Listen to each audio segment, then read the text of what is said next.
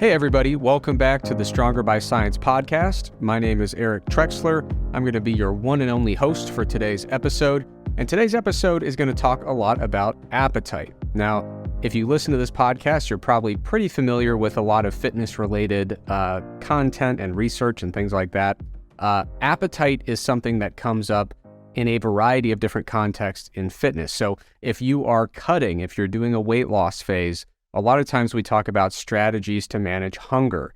If you are bulking up or trying to gain weight, a lot of times we talk about strategies for navigating or circumventing a suppressed appetite. So no matter what your fitness goal is, there are a lot of applications where appetite becomes a very pertinent consideration. So in today's episode, I want to talk about some of the key strategies that I've personally utilized, both for myself and for my clients, when it comes to navigating appetite management. Now, it's still January as I'm recording this, and around this time of year, a lot of people have goals pertaining to weight loss or fat loss or body recomposition. So for that reason, in this episode, I'm going to talk a lot about appetite, but specifically as it pertains to managing hunger when we're on a low-calorie diet or when we're trying to maintain a relatively low body fat level. So hunger will be the primary focus of this episode, strategies to manage and navigate hunger, but I'm also going to briefly address bulking at the end of this episode as well. So I'm going to talk about strategies that help you navigate a bulking phase or a weight gain phase when your appetite is really suppressed. So we're going to cover both of those, but before I get into it, I want to give a brief update about this totally illegal strike that's going on by the Stronger by Science podcast co-host union. So if you've been watching the last few weeks, you know that they've been making a ton of outrageous demands. Most recently, they asked for me to purchase them a private jet and to establish a fund that would cover the operating expenses for that jet. I've made some pretty big steps toward both of those particular requests, moved a lot of money around to make a lot of things happen. Very, very close to finalizing some of the details there, but now the union has put another outlandish request on my desk. I think they were watching a documentary or something, maybe watched too many episodes of the local news. Apparently they got wind of, some new carbon taxes that might be coming in the future, some other legislative regulations that are trying to curb private aviation. So at this point, the union is requesting that I secure preemptive exemptions to make sure that they're not going to be impacted by any future carbon taxes or any future regulations that are aimed at limiting private aviation. Now, if you've been listening to the show for years now, our podcast does have a pretty long history of influencing state and federal policy. We've made a lot of things happen in the past couple years, so I'm working on this, but it is probably going to be a slow process. I do have some contacts to lean on, but it'll take some time. And it's really hard to get exemptions for rules that don't exist yet. It's much easier to get exemptions for rules that are already on the books. So I will provide updates as they come in, but for now, I'm doing my absolute best, and I just want to reiterate that this strike is totally illegal and totally immoral.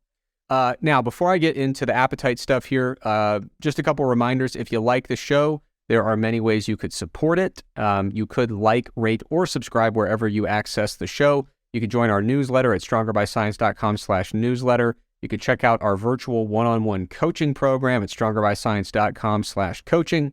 You could use our discount code at bulksupplements.com. The code is SBSPOD. It gets you 5% off your order. You could check out the Mass Research Review, and you could also check out Macro Factor, which is the excellent diet app that Greg and I co-developed along with a very talented team of colleagues. So Macro Factor is the diet app. You can find it on the app stores, and there is a free trial, so you can take it for a spin and see if you like it. All right, so now I'm going to dive right in. We're going to be talking here about practical strategies for managing hunger. So to set the context, imagine that you are in a weight loss phase, you're on a calorie-restricted diet, or you're trying to maintain weight loss after successfully losing a bunch of weight. So you're still on a calorie-restricted diet, and usually in these circumstances, hunger is going to be a noteworthy challenge that needs to be addressed in some way. So I'm going to talk about a number of different strategies, very practical strategies for managing hunger. And the first one is an interesting one because it kind of involves doing nothing at all, but in a very productive way. So the first one is something that you've heard about. If you listen to a previous episode where I talked about mindful eating, I talked about some of the mechanisms by which mindful eating could potentially make a weight loss diet a little bit easier or a little bit more tolerable. One of those mechanisms is that if you incorporate mindful eating, it's very likely that you will be adopting what we call an acceptance-based approach to weight management. So I want to talk about this acceptance-based approach specifically as it pertains to hunger. And I'm going to link a research paper in the show notes if you'd like some more information. But if we apply this to hunger, what that means is when hunger arises, we are not trying to reject the fact that it's there. We're not trying to convince ourselves that it doesn't exist. We're not trying to suppress it. We're not trying to fix it. Even when hunger isn't yet present, we're not trying to avoid it at all costs. You know, a lot of people, when they get into dieting and they get on a calorie-restricted diet, they try really hard to avoid hunger to the extent that it's possible. You know, they really fret over the possibility that hunger may arise. And when it does arise, they try to reject it, suppress it, or fix it in some way. And what we want to do if we adopt an acceptance-based strategy is really reframe the way that we experience hunger. So when I talk about this, because there is such a clear parallel with mindful eating, I am going to lean on a bit of a Buddhist analogy for this. So if you have absolutely no patience for a Buddhist analogy that's all about perspective, if you're here for the really nitty-gritty academic science, you can skip ahead a little bit. But I do think this is a helpful perspective to consider when it comes to an acceptance-based approach to hunger management or weight management more generally. So the Buddhist analogy is originally about how to deal with strong emotions or very strong sensations that we experience. And in the analogy, you imagine that you're sitting on the bank of a river, and there are leaves that are just kind of floating by on the surface of the river. And in this analogy or in this metaphor, each of these leaves that's floating by on the surface of the river is a thought, a feeling, an emotion, or a sensation. And we can imagine hunger is one of those leaves that is floating by. Now, like I said, these leaves they represent our thoughts, our feelings, our emotions, our sensations. Most importantly, these leaves are not part of us. They are external to us, and they are simply passing by. They are temporary, and they are external. So what that means is, if you want, as you're sitting on the bank of this river, you can pick one up and engage with it if you like. Or you can let it pass by without engaging with it at a high level. And what that means is, letting it pass by is very different from trying to destroy it or reject it or suppress it or pretend it doesn't exist. Letting something pass by is very different from doing any of those things. So when we use this analogy, this is not letting a leaf pass by in this metaphor is not an act of asserting mental control. We are not saying I'm going to wrestle with this thing and overcome it and overpower it and suppress it. That's absolutely not what we're talking about here. What we're talking about is not asserting mental control. What we're talking about is an action of letting go. To let something float by is a passive action. To pick it up and interact with it or try to change it, that is a decision to engage with it in that way.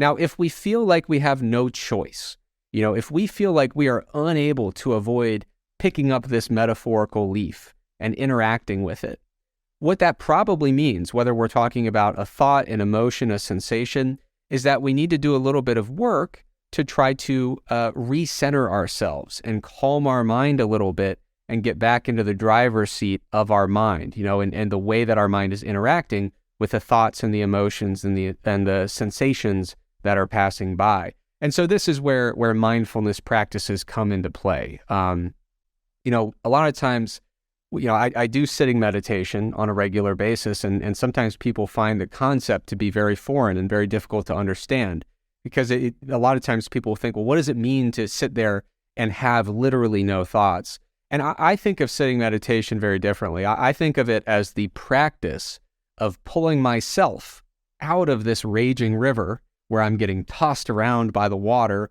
and interacting with these leaves without any intentional decision to do so. I'm trying to pull myself out of this river and sit on the bank and watch the river with calmness and with solidity.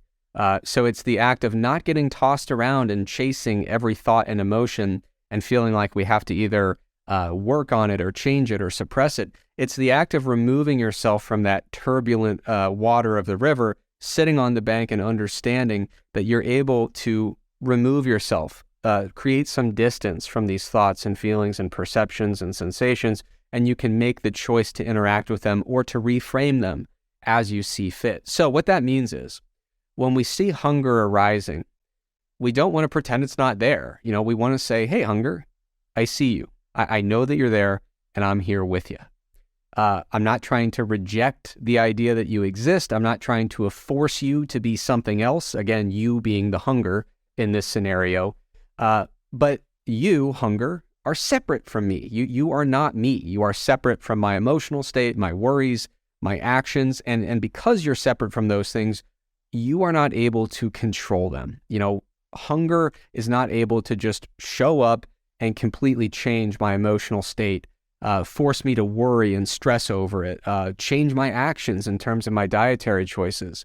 This hunger is separate from me, and this hunger is not permanent. And so what that means is, just like the leaf on the river, it will pass eventually. I don't need to fix anything. I don't need to do anything. I don't need to suppress anything. What I really need to do is recenter myself, pull myself out of that raging river, sit on the bank and watch those leaves passing by, and remind myself that I have the autonomy to choose which of these leaves I'm going to interact with. So when hunger is arising, we think of it as a leaf that's passing by. If we want to pick it up and explore it and interact with it, that's something we can do, but we have the choice to let it pass by if we see fit.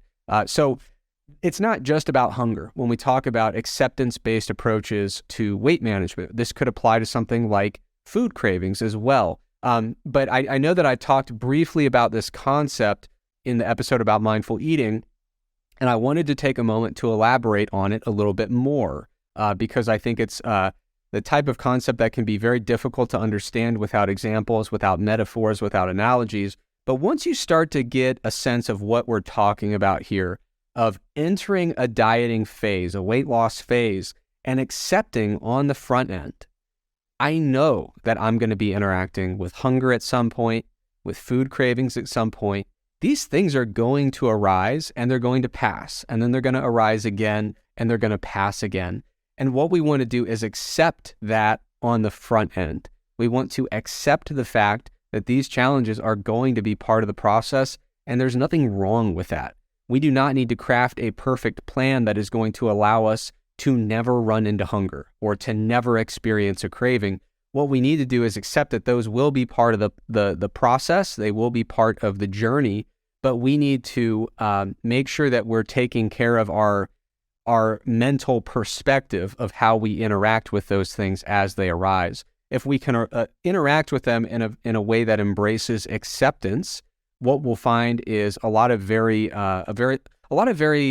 productive and proactive perspectives when it comes to hunger and cravings.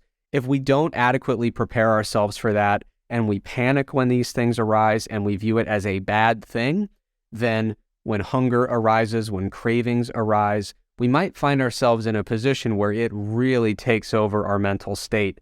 We start to panic about it. We worry about it. We become miserable. We suffer from it because we are unable to accept it. And sometimes it can even dictate the way we approach our diet. We may deviate from our diet because we believe that this hunger or this craving truly has taken control. And our only option then is to appease it by deviating from the diet and ultimately accommodating whatever this transient experience is dictating that we do. So acceptance-based approaches, I know that it really seems way outside the box when it comes to typical fitness industry dieting advice. The only reason I bring it up and belabor the point and dive deep into these metaphors and analogies is because I genuinely do believe that this is probably the most important strategy for managing hunger when we are dieting or when we are trying to restrict calories. And the reason I kind of pause there and get caught up in my language is because it is a bit of an oxymoron. This particular strategy is an approach to managing hunger in which we liberate ourselves from the obligation of managing hunger. So I know it kind of sounds a bit paradoxical there, or a bit oxymoronic, but in some ways, the best way to manage hunger is to let yourself remember that you actually don't really have to manage it all that much. You can let it pass by and reframe it in a way that's constructive to you. And again, I just want to reiterate, to reframe it in a constructive way is not to reject the fact that it exists or to reject the fact that it is unpleasant when it arises. Hunger is not a pleasant sensation. So I'm not saying that the suffering induced from hunger is all in your head and you should simply opt out of it. But what I am saying is there's probably a way to reframe your perspective toward hunger that will remove a lot of the power that hunger can have over people when they're dieting. So I really would encourage people to dig into this concept very deeply and to embrace it with an open mind, because the research would indicate it's a very effective perspective to bring to dieting, and it has been very, very effective for me as well. Number two, the second strategy here, we're going to get back into some more conventional fitness and diet-related advice here. And number two is eat slow and savor. So what we're talking about here is the speed of eating and the way you focus while eating. So again, this has clear parallels and carryover to a recent episode about mindful eating. In that episode, I talked about how one of the ways mindful eating can make dieting a little bit more tolerable is because it usually involves paying attention to your food, savoring your food, enjoying your food very thoroughly, and simultaneously eating at a slower rate. And when we eat more slowly, a few things can happen based on the research that's available so far. Number one, you have a longer time that you spend interacting with the flavors and the aromas of the meal. You chew more, you take time between bites, you're really savoring this meal. And I'm going to use a completely made up term here, but it is rooted in some findings. The way I frame this is that if you eat more slowly and you savor your meal, you experience what I call a greater satisfaction quotient. So basically, the sensory satisfaction per calorie consumed. It's a completely made up term of a nonsensical metric, but you get the idea. You experience, as you're interacting more with the flavors and the aromas and you're savoring the meal, you get more arbitrary units of sensory satisfaction from enjoying that meal per calorie consumed in the meal. And it seems like that actually might impact some processes related to memory and cognition. And what I mean by that is there seems to be some evidence that if we do savor a meal very intentionally, we have what appears to be kind of a heightened memory of that satisfying eating experience.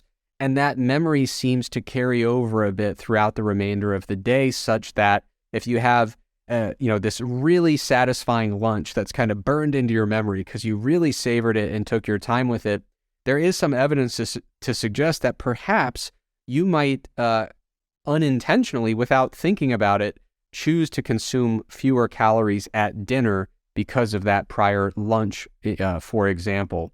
Another area where slow eating rates seem to be beneficial would be in the realm of satiety signals. So there's this whole cascade of events that occurs when we are eating. Our body gets these physiological signals that we are in fact eating, consuming, a mass of food with caloric content. There are a number of processes that kind of take place by which our body starts to receive the signal, okay, we're eating now, and eventually we have achieved a sufficient level of satiety. We're satisfied with the amount we've eaten in this meal. Therefore, this cascade of signaling events is going to occur, and our brain is going to get the message due to satiety hormones and kind of the downstream effects of those hormones interacting with their receptors. The brain will get the message, okay, we've had enough here. It's time to discontinue the meal, and at this point, it's time to stop eating.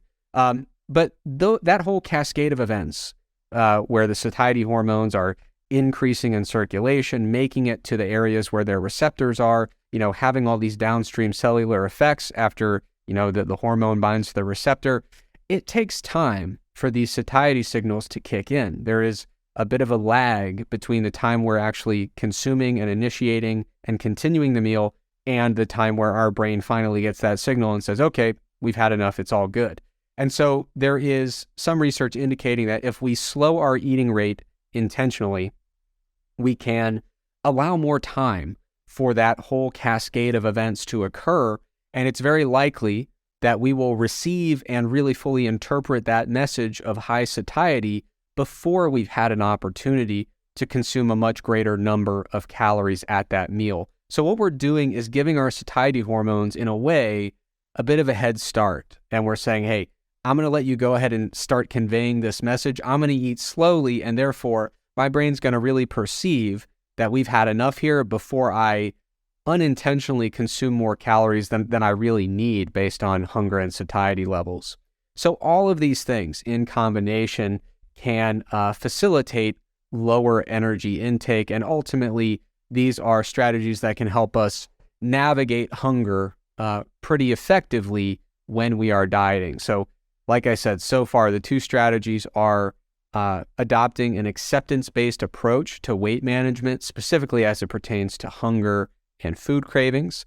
Number two, eating more slowly and savoring our meals. These are both strategies that can help us manage our appetite and hunger while dieting and make a low-calorie diet a little bit more enjoyable in terms of adhering to it and not being miserable throughout the process.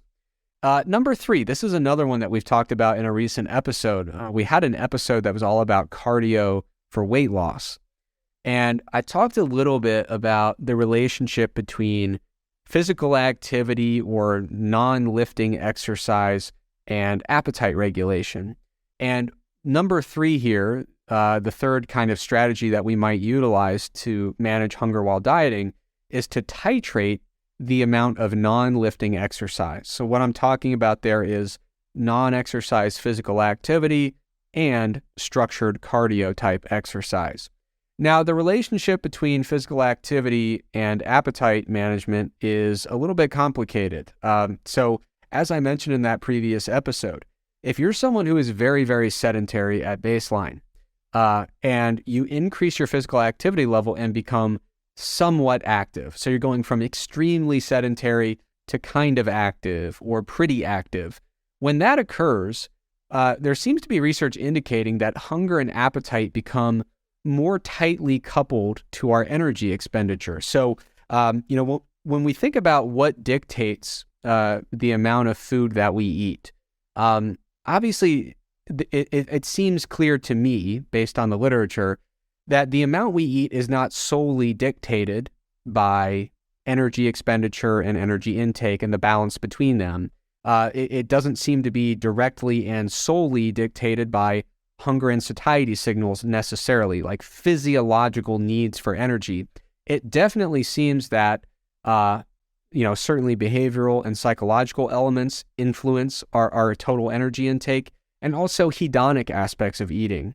And so when we talk about physical activity as it pertains to appetite management, there's one paper that kind of presents a dichotomy between physiological determinants of energy intake and more hedonic determinants of energy intake. And what we see, and the way that they put it in the paper, is homeostatic versus non-homeostatic inputs that influence our energy intake or our appetite. So the homeostatic stuff would be physiological needs for energy, physiological determinants of satiety levels. And then the non-homeostatic stuff would be things like just hedonic eating, which refers to eating because it is a pleasant experience.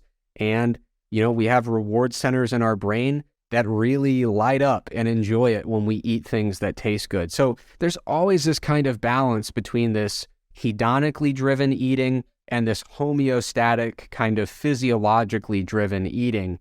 And the research would indicate, as I was starting before that kind of detour, when we go from very, very sedentary to kind of active, that increase in physical activity seems to recouple our appetite regulation to these homeostatic factors, the physiological factors that actually dictate our satiety signaling. And so what that means is going from very sedentary to kind of active, in many cases, is going to reduce our non-homeostatic hedonic eating, and it's going to put us in a place where we are actually less likely to passively overeat because of these kind of hedonic drivers that are more focused on just seeking out the reward sensation of eating something that tastes good. So sometimes people will find if they go from very sedentary to kind of active, their energy intake actually goes down because they're recoupling their satiety signaling and their appetite regulation to their actual energy expenditure rather than having this massive influence from non-homeostatic hedonic eating. So a little bit of physical activity in a previously sedentary person seems to actually enhance appetite regulation in a way that would make dieting a little bit easier and a little bit more tolerable. But a lot of folks who listen to this podcast are in a different position. A lot of folks who listen to this podcast are pretty active and do a pretty good amount of exercise throughout the week, whether it's non-exercise physical activity or structured exercise. And the question is, how does exercise impact appetite in individuals who were already active at the start? So if someone who's already pretty active ramps up their physical activity very aggressively, how will that impact appetite? Now, acutely, it's pretty simple. In the acute sense, if we take a really active person and we put them through a brutal protocol of high-intensity interval training, really nasty anaerobic high-intensity stuff, for a couple hours after that exercise bout, we can safely expect that they are going to have a temporary transient reduction in appetite, but it'll come back. And so this kind of temporary transient effect doesn't necessarily tell us over the course of a week if they're going to eat more or less than they used to. We can have some confidence that in the first hour after exercise, they're probably going to eat less than they otherwise would. But when it comes to broader overall dietary intakes, what's going to happen 3 hours or 4 hours or 5 hours later? Are they going to kind of overcompensate and make up for that appetite suppression? That's kind of a pertinent question in the literature. And when we talk about the chronic impact of exercise on appetite, what we really need to consider is to what extent is compensation happening, right? So what I mean by compensation is if someone ramps up their physical activity from pretty high to extremely high, they are going to increase their daily energy expenditure and to some extent. And what that means is we should expect that, if their appetite and satiety regulation is tightly coupled to their energy expenditure, there should be some upward pressure exerted on their appetite and hunger response. They should be, in eating at least a little bit more to make up for the fact that energy expenditure has gone up, or they should at least feel the urge to eat a little bit more in order to make up for the fact that energy expenditure has gone up. But the question is, what does that compensation look like? Will it be incomplete, complete, or overcompensation? So for example, if a person who's already pretty active ramps up their physical activity even more and becomes extremely active, and let's say they increase their total daily energy expenditure by, as they make this change, just arbitrary number, it goes up by 200 calories a day. If they have an incomplete compensatory increase in appetite, they might passively induce an energy deficit. And what I mean by that is if they increase their expenditure by 200 calories a day, but their appetite only increases enough that they kind of choose to eat an extra 150 calories a day, there's still a 50-calorie deficit there because their appetite and hunger response was not fully compensating, or fully matching that increase in energy expenditure. So I would call that, just the terminology I like to use, as an incomplete compensatory increase in hunger. So they increased expenditure 200 calories per day, but their hunger only kind of nudged them toward eating an additional 150 calories a day. We might find in that case that this person is kind of unintentionally creating an energy deficit. And so in that case, introducing exercise to facilitate their weight loss goal, there's a net benefit there when we look at it in a vacuum like that. Some folks might might experience what we call a complete compensatory increase in hunger or appetite, such that they're basically nudged toward energy balance. So this person might increase their energy expenditure by 200 calories a day, and if they just kind of follow their hunger cues and eat to the point of comfort, they might find that they naturally are just eating 200 extra calories a day, and they're totally compensating for that increase in expenditure. And then, of course, there is the potential for overcompensation. So perhaps this person increases energy expenditure by 200 calories a day through added exercise, but maybe their appetite response is amplified to an exaggerated extent, such that their hunger is nudging them toward eating maybe 300 extra calories per day. So in that case, we would see a scenario where this is kind of backfired. If they were hoping that they were adding cardio to make their weight loss process a little bit easier or more tolerable, now they're actually introducing a situation where their hunger response to the exercise is exaggerated and amplified relative to the net benefit of that extra energy expenditure. So they might find that because of this exaggerated appetite and hunger response, they've actually made their process a little bit harder. And in terms of managing hunger while dieting, they might have created more of an uphill battle than had they not introduced the exercise at all. So when we talk about, it's pretty simple for people who are very inactive at baseline. If they go from super sedentary to kind of active, when we talk about managing hunger and appetite, we can expect that to actually have a beneficial effect when it comes to just more effectively managing their appetite while dieting.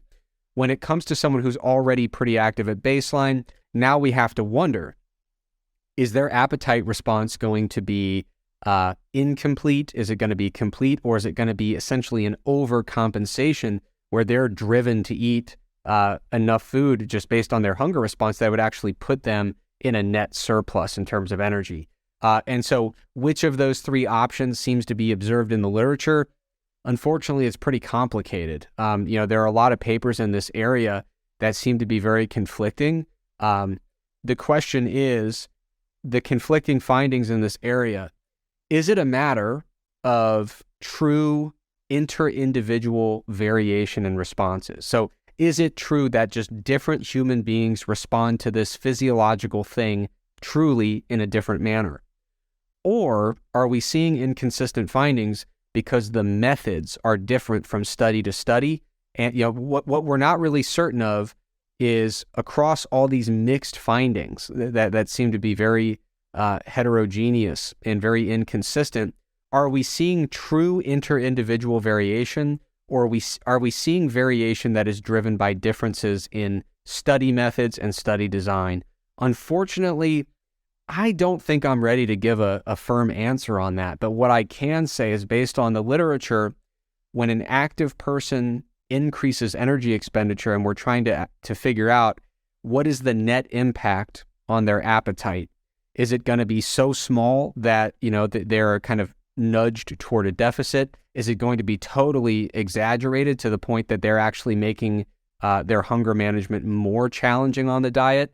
It seems to just depend from study to study. And so my kind of practical takeaway from looking at that literature is I'd love to see more of it. I'm interested in seeing if we can start to really parse some of that variation and figure out what's driving it. But for now, my practical recommendation is to simply let your experience guide the way.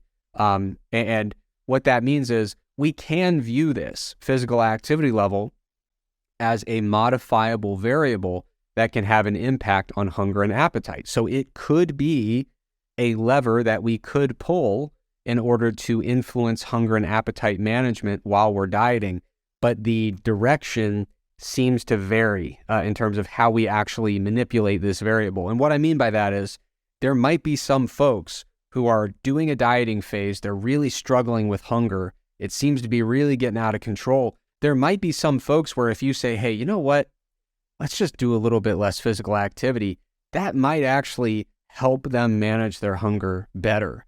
For other folks, it's very possible that you could say, you know what, it might be beneficial to actually ramp up some of your physical activity, and perhaps that'll allow us to eat more while maintaining the same net caloric deficit.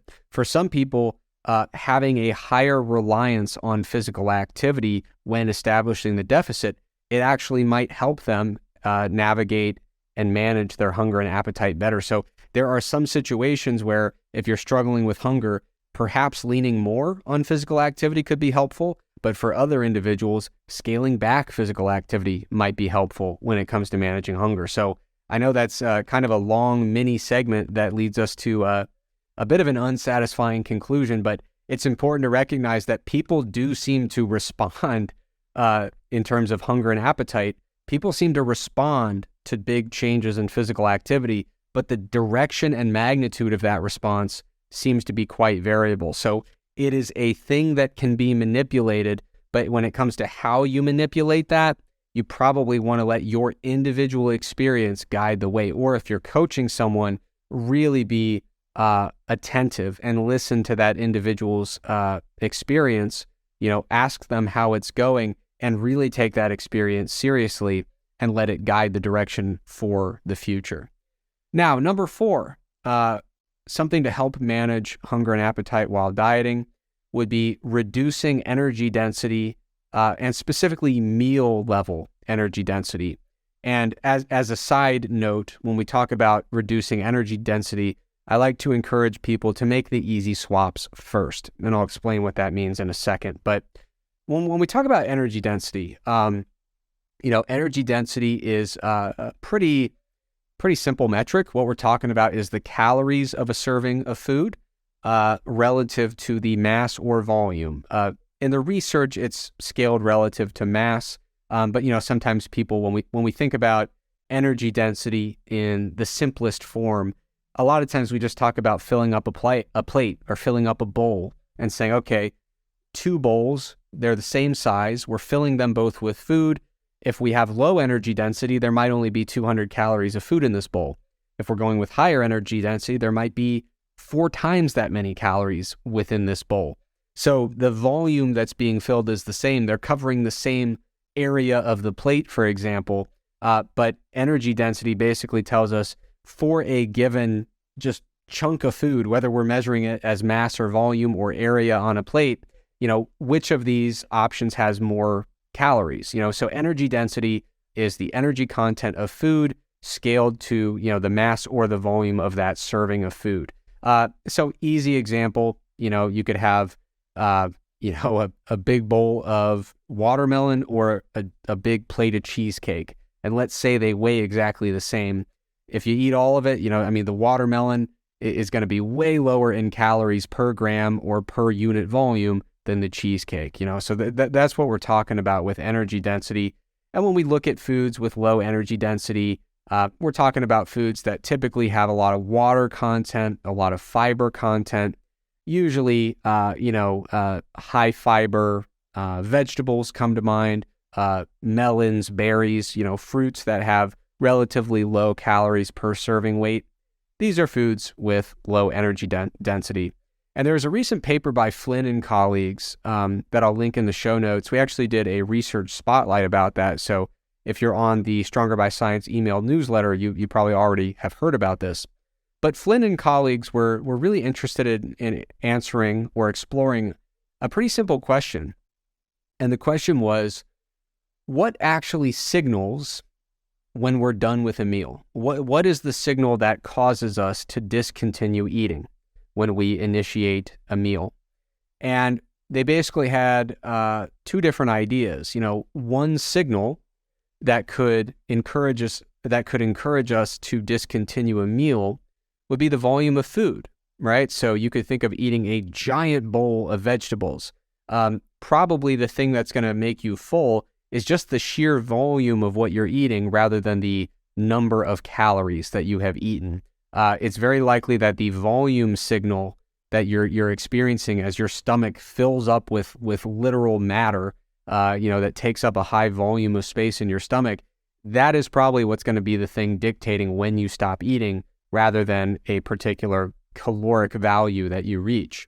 Now, on the other hand, it does seem like calorie content is a useful signal.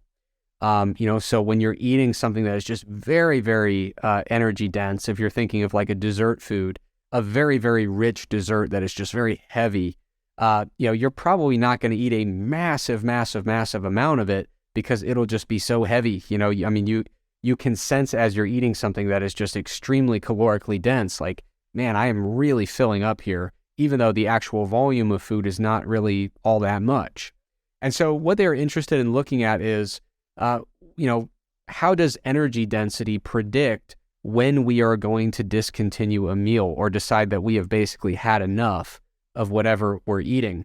And they created a 2-component model by which they kind of indicated how energy density pertains to these 2 different signals that can initiate the termination of a meal.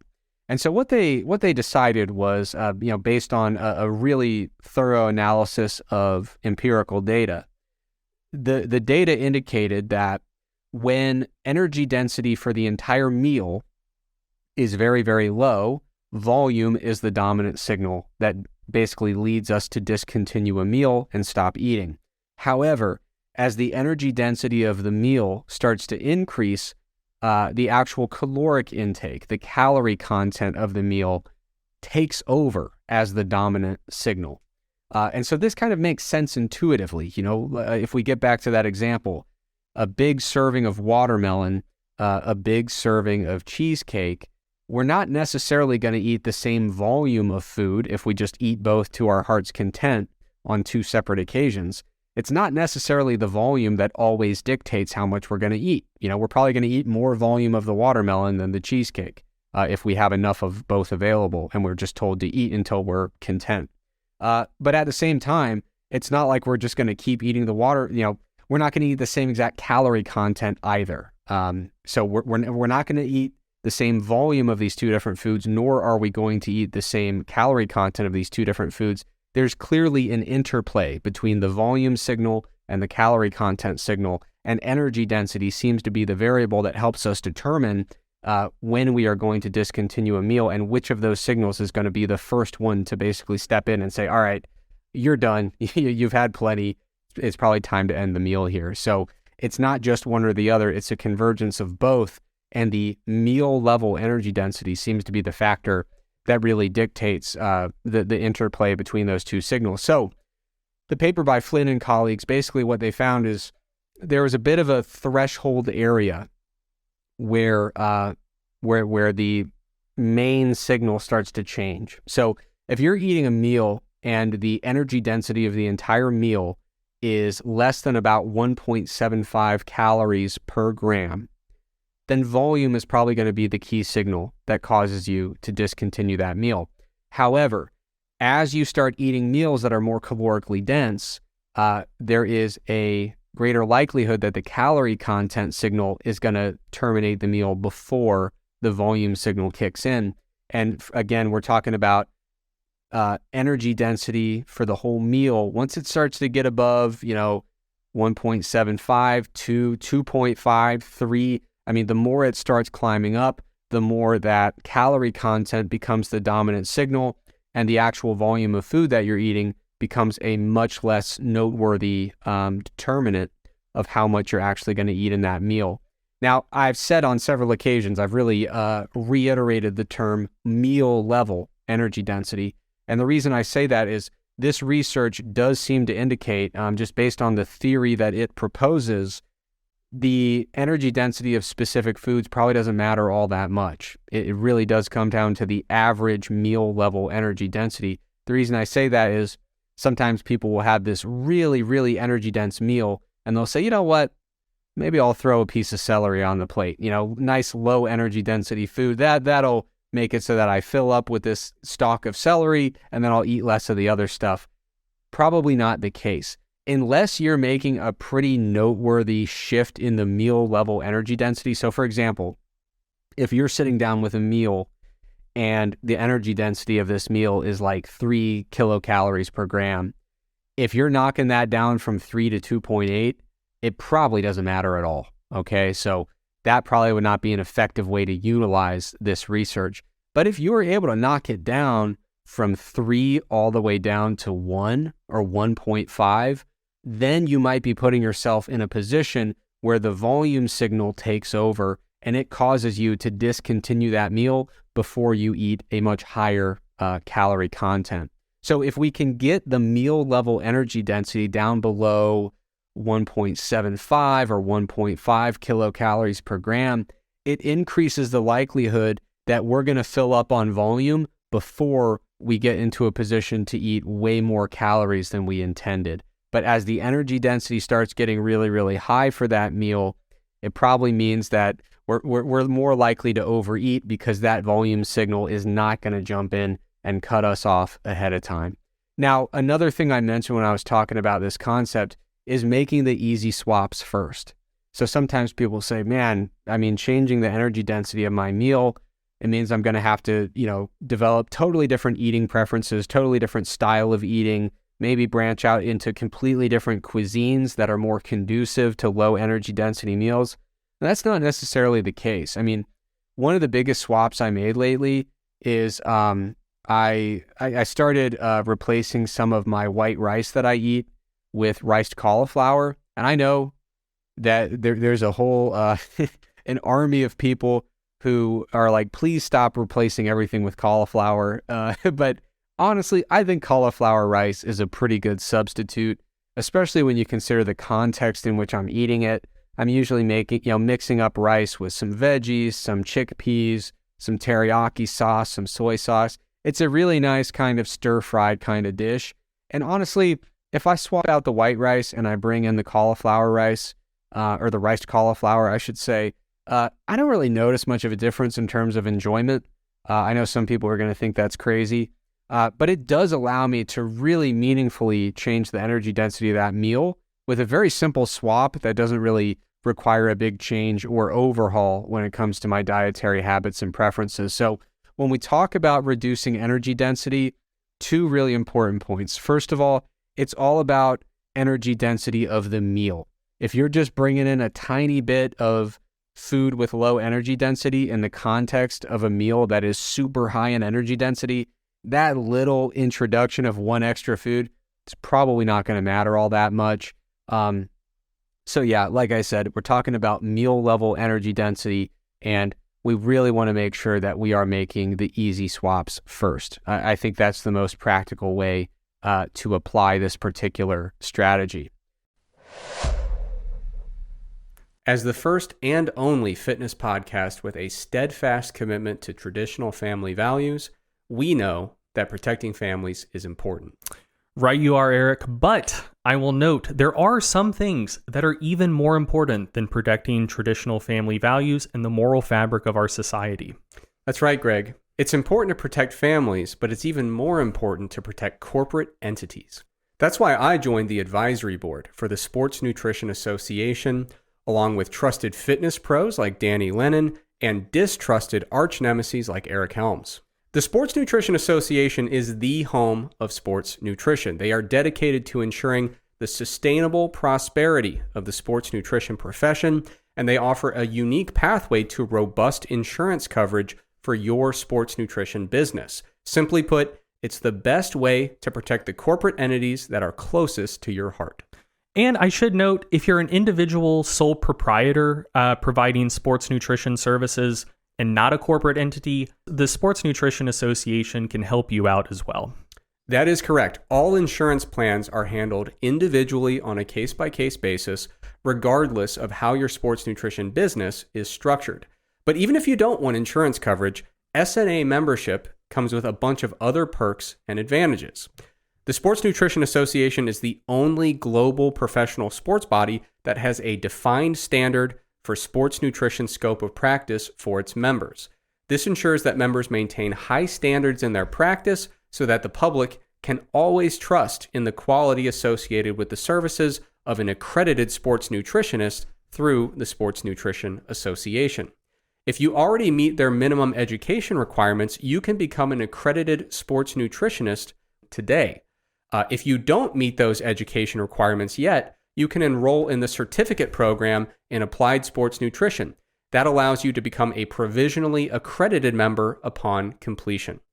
To learn more about the Sports Nutrition Association, head over to www.sportsnutritionassociation.com today. Today's episode is sponsored by the Sports Nutrition Association, and Stronger by Science LLC sincerely appreciates their support. Now, number 5, another strategy for managing hunger and appetite during weight loss or a calorie-restricted diet. Number 5 is to opt for harder food textures. And this is another one that has been covered in a research spotlight on Stronger by Science. So if you're on the email list, you're probably already aware of this.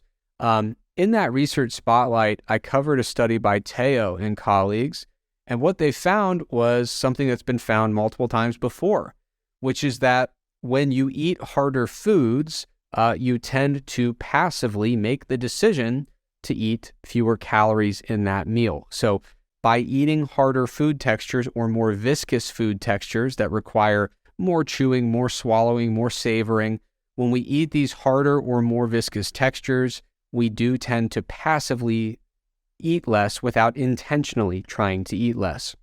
And there are a few things at play here. So when you're eating a food that is harder in texture or more viscous, in many cases it will have more fiber, which can have an effect that promotes satiety. In many cases, you're going to have more mass or volume per calorie consumed. In other words, you're probably going to have lower energy density. You're probably going to have a slower eating rate. If food is harder or more viscous, a lot of times you have to chew it more, or you have to slow down the rate at which you consume it. Once again, as an extension of all this chewing and slowing down, you're probably going to have longer interaction time with the flavors and the aromas of that meal. And another thing is that just the mouthfeel tends to be a little bit less conducive to passive overeating. So the texture itself is probably a little bit less conducive to a high level of snackability and passive overconsumption of calories. So when we look at the combined impact of eating foods that are just having a general tendency toward foods that are harder or more viscous in terms of their texture, we're probably leveraging that term I mentioned previously, that increased satisfaction quotient. We are having more sensory satisfaction per calorie consumed because we are slowing down and savoring just so we don't choke on it, basically. This can feed into a heightened memory of that satisfactory eating experience. This can give us a little more time for our satiety signals to kick in, and ultimately it can facilitate lower energy intake without a whole lot of planning or intentional effort toward additional restriction. So this is another area where some folks, if they're aiming for the same calorie target and they're dieting and hunger is a common thing for them, they might find that if they just switch over to some foods with slightly harder or more viscous textures, they might find that this low-calorie diet becomes a little bit more tolerable and helps them manage their hunger and appetite just a little bit more effectively. Number 6 is minimizing foods that are hyperpalatable. And so when we talk about hyperpalatable foods, we're talking about foods that taste really, really, really, really kind of unnaturally good, right? So some of these foods that are really designed specifically to hit all the right notes and be just incredibly, incredibly tasty. Now, I don't want to make the appeal to nature fallacy and act like food companies that make foods that taste great are evil or that they're doing something wrong. Food companies want to make foods that taste good. That's why they're in the food business, is so people will love their food. I don't think that that's a wrong thing. I want to go up to a chef who's very good at cooking and say, man, it's really a disgrace that you are making this food taste so good. Like, you should be ashamed of that. Obviously, that's not my perspective. So I don't want to demonize foods that are hyperpalatable because, people who are chefs, they work very hard to make their foods taste excellent. People who work in the food industry, they work very hard to make their foods taste great because they want consumers to be satisfied. But the problem is when foods are hyperpalatable and really, really, really good, better than we could ever even imagine encountering, in the hunter-gatherer world without, these remarkably complex food combinations. When we're eating these hyperpalatable foods, it can create a pretty significant challenge when it comes to enjoying and adhering to a low-calorie diet, or just making a low-calorie diet tolerable in the context of weight loss. Now, the reason that these hyperpalatable foods make things more challenging is because as we're regulating appetite and desire to eat, the brain is constantly balancing a number of different inputs.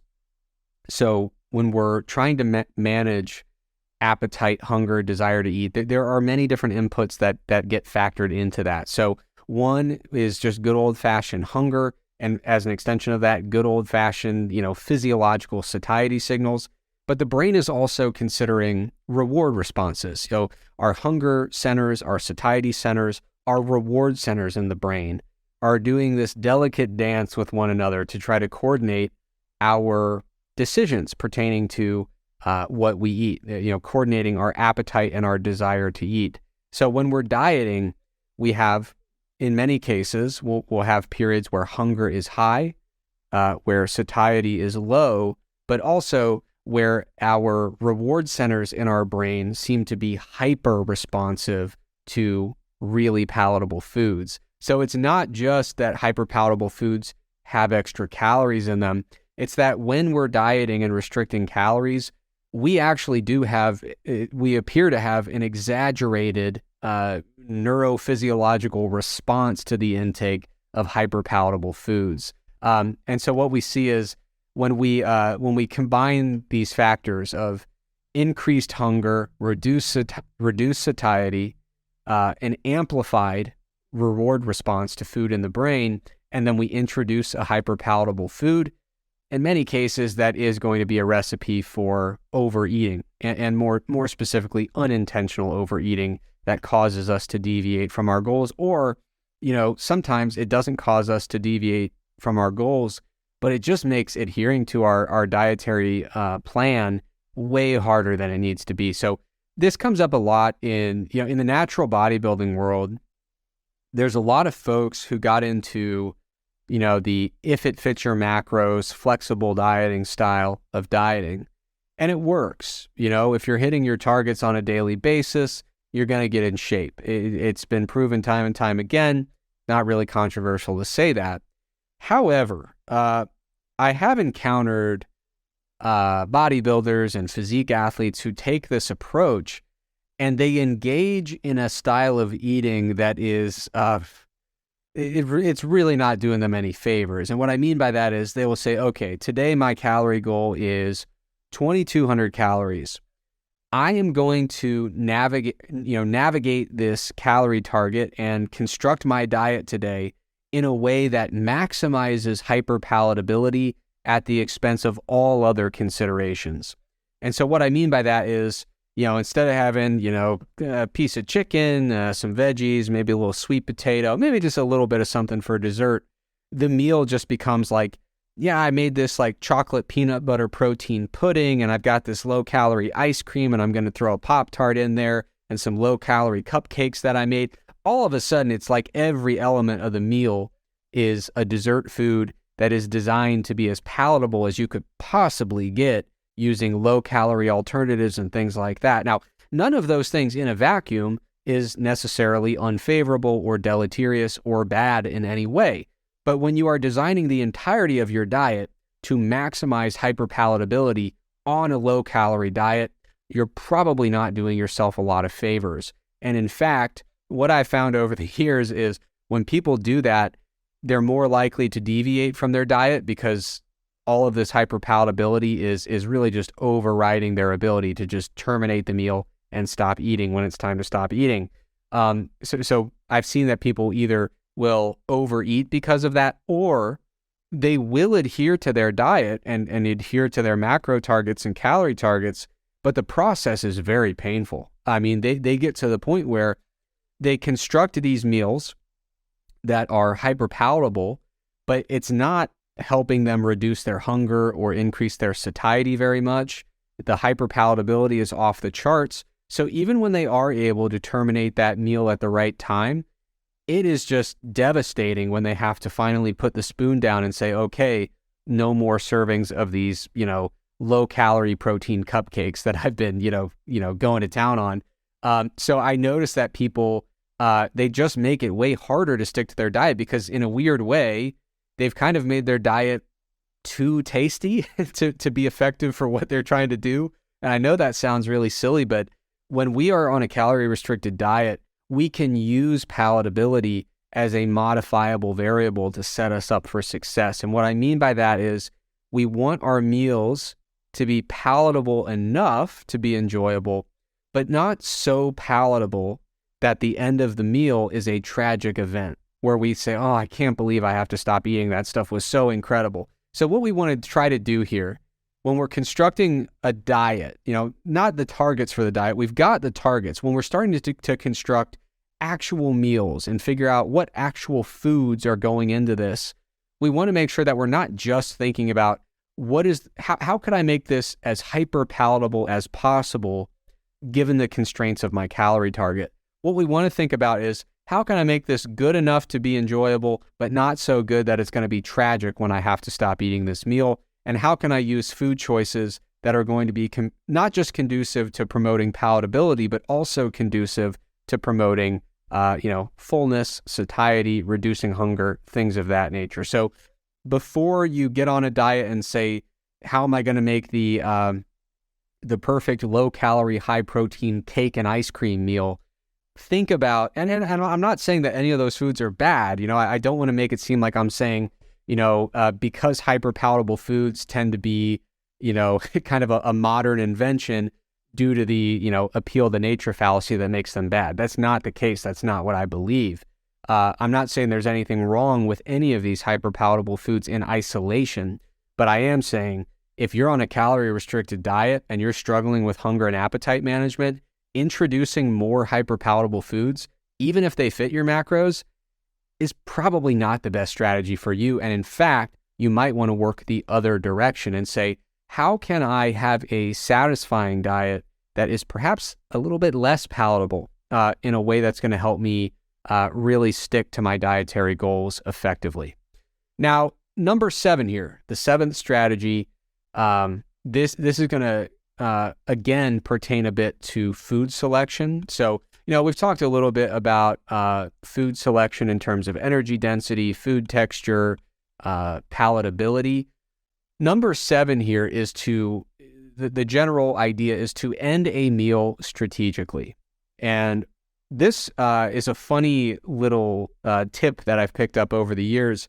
It's one of the few instances where I noticed something very, very strongly anecdotally in my personal experience. And then I said, that seems weird that this seems like such a strong and repeatable effect that I'm observing. Is there research to support this?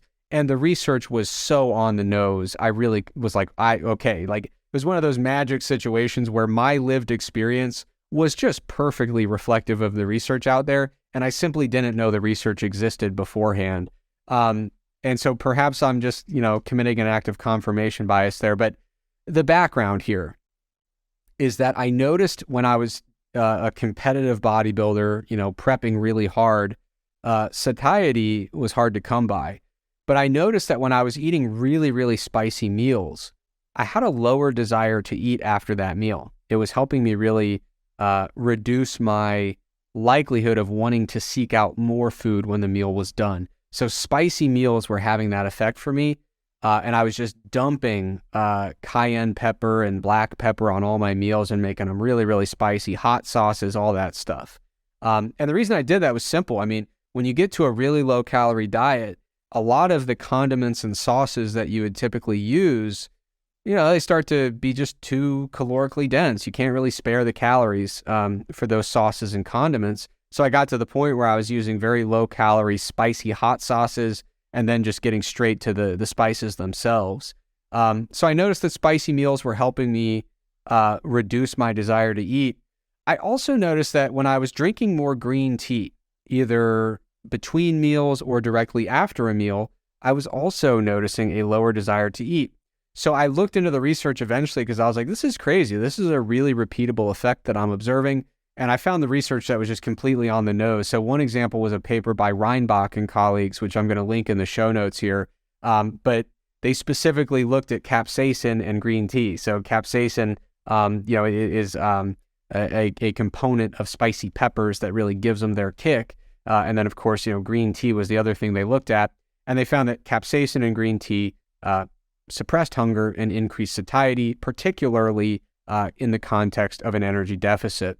And so that paper was looking at hunger and satiety, but I also suspect that desire to eat plays a pretty big role beyond the impact of hunger and satiety. And I know sometimes it's tempting to wrap those things together, but there are some differences between hunger and satiety and something like desire to eat. And desire to eat is exactly what it sounds like. There are some situations where you could be slightly hungry but still have no desire to eat. So desire to eat isn't just hunger and satiety. It also brings in elements of things like appetite and hedonic elements of seeking out an eating experience. And so with desire to eat, I think that the easiest example is my experience with green tea. So if I think about green tea, and this is of course an opinion, this is totally subjective, but when I think about, what food that I eat on a regular basis goes really well with green tea, the answer is nothing. For me, based on my flavor preferences, if I'm drinking plain green tea, there's really not a food that I want to pair with it. I enjoy the green tea, but it kind of just kills my desire to eat anything else just by nature of the flavor it has. Now, if we look at a different example, if I think about what goes well with coffee, a pastry, a cookie, ice cream, a nice, creamy cocktail beverage. I mean, literally everything goes with coffee. I could eat almost anything and say, yeah, coffee made that better, and that made my coffee better, So I think in a very simple way, if we introduce some of these foods that lower our desire to eat based on our personal experience, it can help us end meals when the meals are done.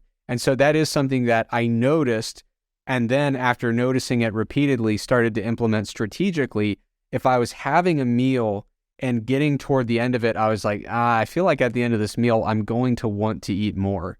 And I'd like to proactively get ahead of that desire to eat. I'll start, I'll put the kettle on, get the water going, and say, when I finish this serving of food, I'm going to have a cup of green tea, and then I'll reassess and see if I feel different after. And almost always, I feel very differently after a cup of green tea. I say, actually, you know what? I am pretty satisfied. I don't think I want to deviate from my plan and have a second or a third portion of whatever I was eating. Now, number 8, the final one I want to cover here is very simple, and it's just eat enough fiber and eat enough protein.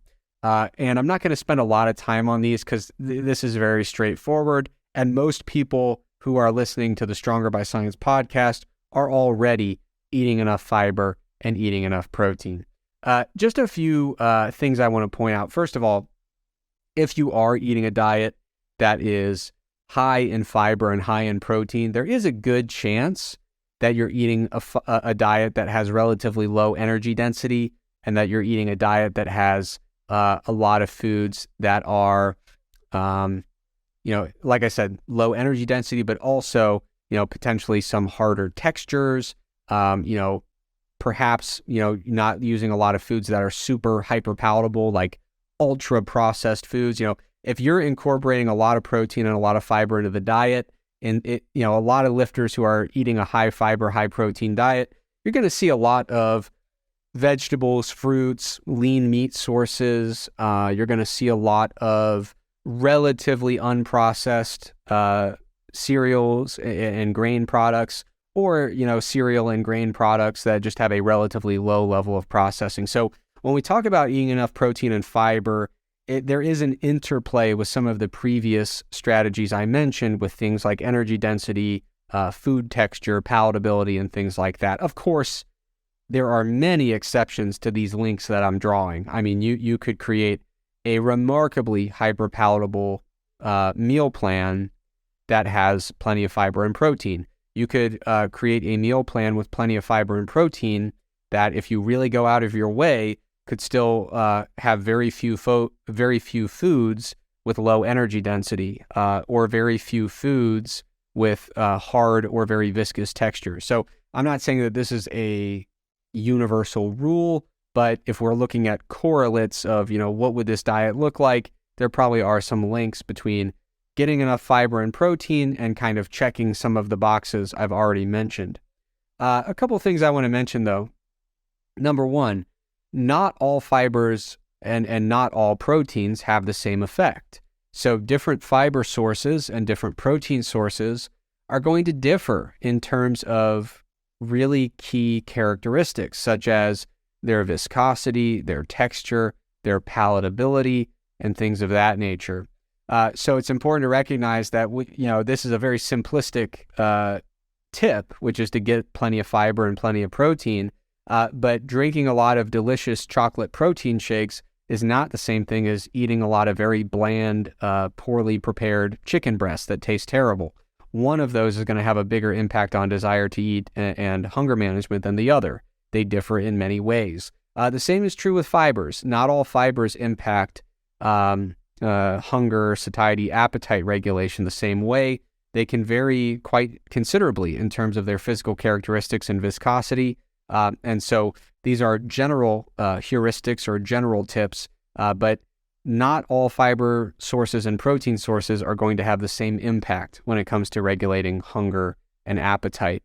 When it comes to, fiber's impact, it's worth noting that some of its impact on, a portion of its impact on hunger and satiety could be related to the fact that high fiber foods tend to have low energy density, and they do tend to involve more chewing and by extension, slower eating rates.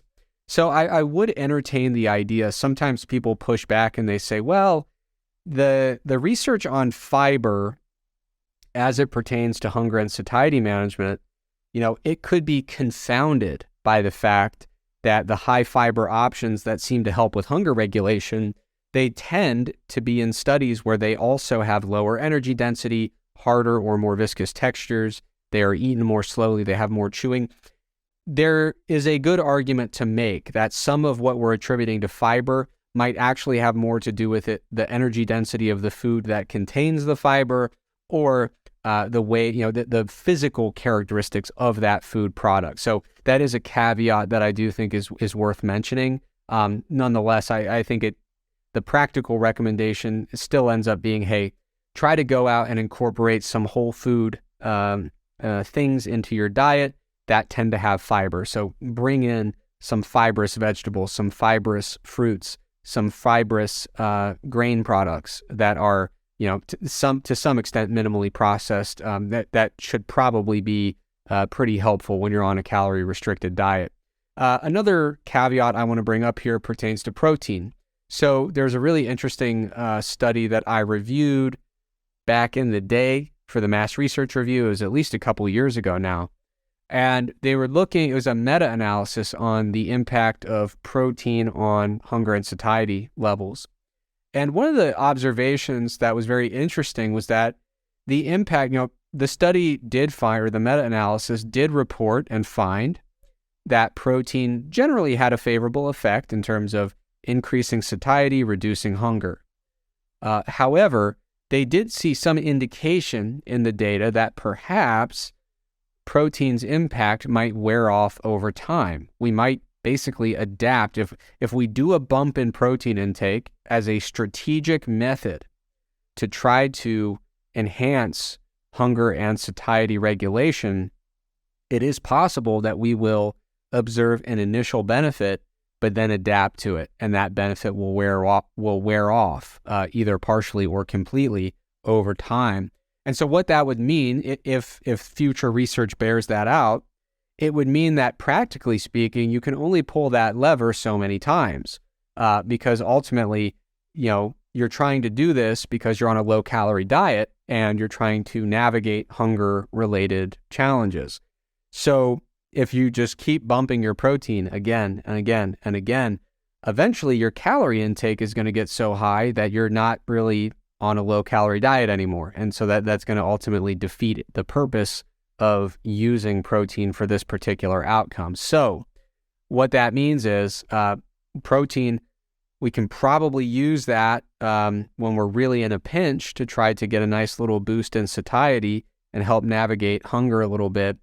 but we might adapt to it. And there's only so many times we can pull that lever during a dieting phase. So when I'm working with someone who is really digging into a very arduous dieting phase, I do hesitate a little bit. I mean, we're typically going to be on a high protein diet anyway in order to support the growth or maintenance of muscle mass and fat-free mass. There will be instances where I strategically will bump protein to help out a little bit with satiety, but those changes are few and far between, and they have to be done very strategically because you can't just do it over and over and over. You will reach a practical limit at which you can no longer justify bumping protein because you're either going to have to really critically displace carbohydrate and fat from the diet, or you're going to have to let the calorie target get so high that we're not really on a low-calorie diet anymore, and it defeats the purpose. So, wrapping up here, in summary, if we are trying to facilitate hunger and appetite management during weight loss or during a calorie-restricted diet, there are 8 tips that I think can be helpful. Number 1, adopt an acceptance-based approach to weight management. Number 2, eat slow and savor your food. Number 3, adjust and titrate your amount of non-lifting exercise and physical activity. Number 4, reduce meal-level energy density and make the easy swaps first. Number 5, when possible, opt for harder food textures. Number 6, when possible, again, minimize foods that are hyperpalatable or minimize their role in your diet. Number 7, end the meal strategically with a food that disincentivizes you from continuing the meal further. And then number 8, titrate your fiber and your protein intake strategically. Now that leads me to a very valid question. What do we do if we're bulking? And I do want to mention, I wrote a pretty long article with a lot of different tips for bulking. So if you are bulking up and looking for some guidance there, I would encourage you to check out that article. I'm going to link it in the show notes. It's at strongerbyscience.com/bulking. But if you're bulking and you're worried about how do I deal with a suppressed appetite, which is very, very common. There are a lot of folks who they've been bulking up for a while, and if you talk to them, they say, I'm sick of it. I can't do it anymore. I am so full all the time. The thought of eating makes me feel sick to my stomach. Appetite suppression is a real challenge sometimes with bulking. And what's really convenient is we don't really have to do too much here to recover a bunch of ground, because when it comes to strategically navigating appetite suppression during a bulk or a weight gain phase, what we're going to do is we're going to take all those tips for weight loss phases and just invert them. And they end up being pretty good guidance, pretty good advice for navigating a suppressed appetite while bulking. So for example, number 1 was adopt an acceptance-based approach. In this case, instead of reframing our relationship to hunger or food cravings, we want to reframe our relationship to fullness and lack of appetite. So we're still reframing, we're still viewing it the same way. That river metaphor with the leaves floating by is still pertinent here, but we are looking at it from a very, very different perspective. Number 2, the weight loss approach is to eat slow and savor. We can flip that around and say, well, perhaps if you do a little bit of distracted eating, a little bit of mindless snacking throughout the day, perhaps that'll be a helpful way for you to get extra calories in, without feeling a really exaggerated response in terms of appetite suppression from that calorie intake. So perhaps we can use distracted eating and mindless snacking to our advantage when we're trying to bulk up. Number 3, titrate your amount of non-lifting exercise and physical activity. That still applies because, like I said, the directionality of that relationship can be a little bit unpredictable. So there are some folks who are exercising, they're bulking, and they notice that they're struggling with a suppressed appetite. Sometimes folks will reduce their physical activity and it'll help out quite a lot. Other folks, they'll actually exercise a little bit more and it'll help them tap into a bigger appetite. So a lot of variability there, but still a variable that we can manipulate, to our advantage while bulking. You just have to do it in a very individualized way and figure out how you personally respond to changes in physical activity level. Number 4 was to reduce meal level energy density and to make the easy swaps first. In this case, we could facilitate bulking by increasing meal level energy density. And the thing I always say here is sometimes it feels wrong, so there are a lot of folks who, are bulking up and struggling. They say, I just can't gain weight. And if you give them some little simple recommendations like, hey, have you tried having a candy bar at the end of your meal? And they're like, well, but if I eat candy, I'm going to get fat. And it's like, well, no, you're not. Like, all we're trying to do here is supplement your diet with calories. If we do that with broccoli instead of candy bars, it's going to be a lot harder. I promise.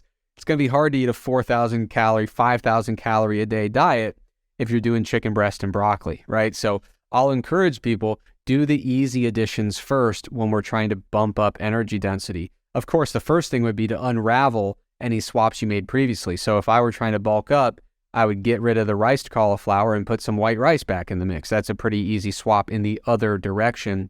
But yeah, increase meal level energy density, even if the choices feel wrong, because all we're trying to do there is supplement the diet with calories. And frankly, probably doesn't matter where they're coming from. If you're bulking, you probably have your bases covered. You're probably getting enough fiber, enough micronutrients. We're not really worried that if you add in a candy bar, it's going to displace critical nutrients that you need to be healthy. Most likely scenario is you're eating more than enough of just about everything, and we're just trying to get more calories in there. Another one that people say, makes them really, people are really taken aback when you say like, hey, have you considered just sipping on a caloric beverage throughout the day? Something like a fruit juice or even a soft drink, a Coca-Cola, whatever you need. We just need to get some calories in here. Sip on a sports beverage if you need to. A lot of times people will kind of balk at that particular recommendation, but it's not my typical general health advice is not to sip on sugary, sweetened beverages all day. But nonetheless, there is a time and a place where it might make sense to do that. Number 5 was opting for harder food textures. If bulking, we want to do the opposite. We want to incorporate softer textures, things that have a higher level of processing, which usually creates a better mouthfeel, enables a faster eating rate, and generally encourages more passive increases in caloric consumption. So we want to take that harder food recommendation, completely flip it on its head and say, let's go for softer food textures. Let's go for food textures that are less viscous, and that can be advantageous. Number 6 was minimize foods that are hyperpalatable. The reality is hyperpalatable foods make it easier to overconsume calories, or I should say to consume more calories. If you're on a weight loss diet, that's not good. If you're trying to gain weight and struggling, that's excellent, because what we can do is, when we're bulking up and appetite is suppressed, hunger levels are very low, satiety levels are very high. What we would like to do is try to find a way to partially override the hunger and satiety component of food intake regulation. We want to really stimulate those reward centers in the brain so that we can kind of power through and say, I'm not really hungry, but man, this tastes great. So I'm going to go ahead and keep on eating anyway. So we can actually ramp up the palatability of the food we're eating when bulking in a way that can be strategically advantageous. Number 7 was ending the meal strategically, and specifically ending a meal with foods that disincentivize further caloric intake. If we're bulking up, we can do the opposite, so we want to, avoid foods that disincentivize further consumption at the end of the meal. So like I said, if I were cutting at the end of a meal, I might have a cup of green tea because to me, that just kind of kills my desire to eat. If I were bulking, maybe I would say, I'm going to have a cup of coffee and a lovely pastry that goes with that coffee, or a piece of cake or some ice cream, So you want to think about avoiding the foods that kind of blunt your appetite at the end of a meal or between meals. And you want to think about complementary food pairings that might actually boost your intake without making it feel like eating more is a burden or a chore. You want to make it a really pleasant experience to end your meal with something that actually allows you to get some extra calories in there before the meal is over. And then number 8 is titrating fiber and protein strategically. There have been some scenarios where I've seen individuals who strategically aim for the lower end of the advisable fiber intake range, and they also strategically aim for the lower end of the advisable protein intake range. And they do that specifically while bulking so that it's just a little bit easier to get in more calories from hyperpalatable foods that have plenty of fat, plenty of carbohydrate, things like that. So it's not that they're going on a super low protein diet if we're bulking up. That's not what we want to do. But like I said, it's just about titrating fiber and protein to find the right balance where you're supporting hypertrophy very effectively, you're eating enough fiber to support your overall health and wellness, but you are not eating so much protein and fiber that it is becoming difficult to get to your daily calorie target. So I want to wrap up things here with a quick summary of the episode. We all know that having appropriate macro and calorie targets is imperative for weight management, but that is just the beginning. By focusing on how we eat a meal and how we select specific foods, we have an opportunity to strategically manage hunger, satiety, and appetite in order to support our desired body composition goal. So factors like eating speed, energy density, food texture, and palatability are important, in addition to some other extraneous factors like physical activity levels and psychological perspectives pertaining to food intake. We can strategically leverage all these factors to support successful dieting, whether we are cutting, bulking, or maintaining. Now, before I end this episode, I hope you will afford me once again the opportunity to make a shameless sales pitch for MacroFactor, which is the diet app that Greg and I co-developed along with a very talented team of colleagues. As you consider the wide variety of diet approaches and strategies that you might implement in the new year, rest assured that MacroFactor can facilitate whatever you're planning to do. First and foremost, it's a remarkably fast, efficient, and convenient food logger. It's got a huge verified database of foods, and it's got very easy workflows that you can add custom foods, custom recipes, and even share your recipes with friends and family. So whatever your food choice preferences are, MacroFactor can handle it. MacroFactor has a lot of flexibility, a lot of different coached macro programs that you can choose from, ranging all the way from low-fat diets to ketogenic diets.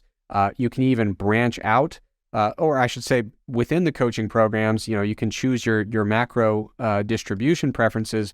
You can also choose 4 different protein settings, which ties into what we talked about in today's episode of kind of strategically adjusting protein based on what you're trying to achieve so you can navigate different challenges pertaining to hunger and appetite regulation. So the coach programs offer a great deal of flexibility, but if you want, you can even use collaborative mode or a manual program to provide even more flexibility. So in short, MacroFactor is your diet sidekick. It provides all the guidance, support, and analytics you need without infringing on your ability to make your own decisions and chart your own course toward your fitness goals. So to learn more, check out macrofactorapp.com, or you can just look for it in the app stores. All right, as always, thanks for joining me for another episode of the Stronger by Science podcast. We will be back soon with another. Thank you for listening to the Stronger by Science podcast. If you enjoyed the podcast, be sure to sign up for our free newsletter to get concise breakdowns of relevant research, as well as 28 free training programs for all skill levels and all schedules. We hate spam just as much as you do, so we'll only email you when we have something really interesting to share with you. You can sign up for the free newsletter at strongerbyscience.com/newsletter, or just go to the Stronger by Science homepage and click the free programs button at the top. If you want to join in on the Stronger by Science podcast conversation, be sure to check out our Facebook group and our subreddit. The links for both are provided in the description of today's episode. Finally, please remember that we are not medical doctors or registered dietitians. So, before you make any changes to your exercise or nutrition habits, be sure to check with a qualified healthcare professional.